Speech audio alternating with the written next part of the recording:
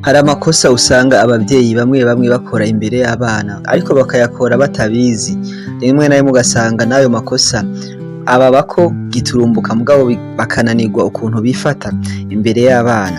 Si ku bavyeyi gusa no ku bantu bakuze, uri umuntu akuze bakwita umutonto canke hari ico ufasha abana bato ariko ugasanga ikintu kimwe kiragushikiye canke ari ikintu kikubayeko ukaca witwara uko bitabereye kandi utabizi. Uyu munsi rero tugiye kurabira hamwe mu makosa canke zimwe mu nyifato utokora imbere y'umuntu mutoya wawe canke imbere y'umwana wewe nk'umuvyeyi. Ico usabwa rero ni iki? Nukuraba ko wakoze subscribe canke wakoze sabone, nimba warabikoze ukatwandikira muri commentaire iciyumviro ushaka gushikiriza, canke utarabikora naho ukabikora kuko ntaco wohomba, ntaco vyogutwara, ni juste gufyondaho. Ikaze rero kuri G4G.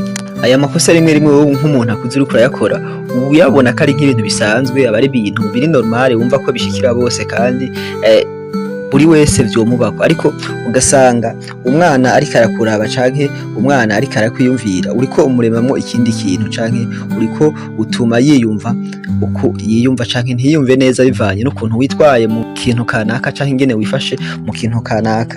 Kandi rero usanga ayo makosa agiye mu mutwe uwo mwana arinza kura canke biramugizeko ingaruka bivanye nuko wewe witwaye. Rimwe rimwe namwebwe muriko murumviriza ibi bintu, hariho nk'amakosa usanga abavyeyi banyu barakoze canke abavyeyi bacu barakoze, ugasanga rimwe yatugizeko ingaruka kubera yuko abavyeyi bacu bitwaye bitabereye canke nabo nyene ntibari babizi ivyo ariko barakora imbere yacu, ariko ugasanga vyatugizeko ingaruka. Rero nka wewe nk'umuvyeyi canke wewe wimirije kuba umuvyeyi, wo kwicara ukumviriza amwe mu makosa udakwiye gukora imbere y'umwana canke imbere y'umuntu usumba canke imbere y'umuntu ufitiye akamaro.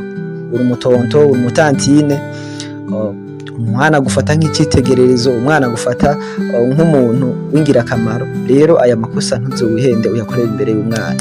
Ikosa rya mbere udakwiriye gukora imbere y'umwana w'umuvyeyi, nimba uri umugabo ntuzigere ukubita umugore wawe canke nyina w'abana bawe abana babona. Buri munsi mwama muriko murashwana, buri munsi wama uriko uramutuka, canke wewe mugore birakunda gushika ugasanga n'umugore nawe ashobora kubatuka umugabo akambwira ati wewe uri ikijuju, wewe ntaco uzovamwo, wewe uri igiki, canke ugasanga umugabo atuka umugore ngo wewe wa mugore we sinzi ingene umeze, sinzi ingene uremye imbere y'umwana. Si turya mwana aba akiri mutoya afise imyaka 5 canke 6, ugasanga buri munsi ari uko utashe ari ukumutuka. Ibi bintu bituma umwana atangura kwemera yuko rimwe ko mama we ari ikijuju canke papa wiwe nyine atabwenge agira. Iyo rero mutanguye kuza uramukubita mugwana, umwana azokura abona iyo mico, abona imico ya papa wiwe nyene yari ameze, ugasanga uko akuze nawe akuze yumva yuko uwazotwara ariko bizabimeze. Sinzi ko urabona umuntu usanga muri famille ugasanga papa yahora kubita umugore, ukaje usanga n'umwana yakuriye ngaho hantu agize urugo nawe nyatanga kwita umugore ngo natwe ngwacu kera niko byari bimeze. Canke ugasanga umugore yahora atuka umugabo n'umukobwa wiwe ni yaja kurongorwa canke umwana wiwe uzosanga ariko akenshi imeza. Akenshi uzosanga uko umumama yitwara mu rugo ariko n'umwana azomukomoka ko ariko azokwitwara mu rugo, kubera yuko abavyeyi n'abarezi rero uko mureza abana banyu si kubarira amajambo gusa nuko mwitwara imbere y'abana biratuma bibafecta, bikazotuma nabo ivyo babonanye arivyo bazogenda kwa applique. Naho azoba bakuza arashobora kuvuga ati akameme twe iwacu siko tumeze, aha papa ntiyihangana ashagiraho gukubita, naho usanga umugore waramukubise canke kumva umugore wawe ariko avuga ati oya mama kwe nawe nyene ngani yihangana, nta vyaca bigenda. Ukaje usanga ico mwateye ico muriko murimbura muri kazoza.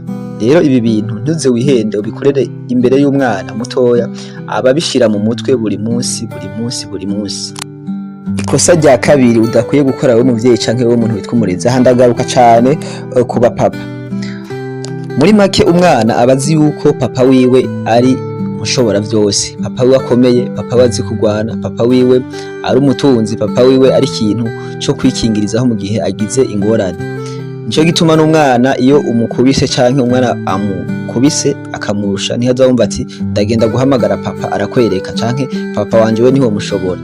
Rero akenshi iyo ugezemwo ibihe ugasanga umwana utanguye kumwereka yuko udashoboye, ibi bituma gutera ikizere canke naho nibagenda kugwana bakagutsinda umwana wawe abona nukuri ndakurahiye uzoba uremye icyizere no kwiheba mu mwana wawe, azosigara abona yuko ko atabwirinzi afise, kuko umwana muri make ubwirinzi bwiwe buri kuri papa wiwe canke ku muntu bita umurezi. Rero wewe niwe yagerageza kwerekana intege nke zawe imbere y'umwana, ugasanga uriko werekana yuko ujya utomushobora. Sinzi ko murumva abana ingene babaza papa ngo none papa ngo naka ngo mukubita ngo naka vyogenda uko ngo papa ngo n'umusoda ngo aramukubita, uko abana niko baba bameze.